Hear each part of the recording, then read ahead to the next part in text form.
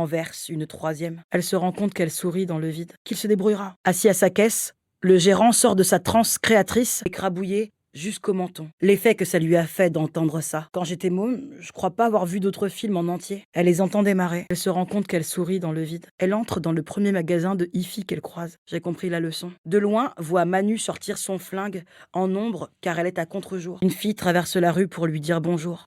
T'as pas l'air de détester ça, hein? La grosse lui plaît bien. Demain, ça fera des mortels bleus. Je crois avoir entendu parler de filles qui se font payer pour faire du sexe sans se faire marave. Occupe-toi de ton cul. Tout ce qui bouge. C'est la première fois qu'elle est aussi posée. Manu déchire l'emballage d'une barre de Mars. Elle a demandé: ça va pour toi, grosse? J'ai même plus envie, elle me dégoûte trop, ces truies, c'est de l'ordure. Elle est bien aimable avec la vendeuse, qui le lui rend bien. Sans faire attention à ce qu'elle dit, j'y crois pas une seule seconde.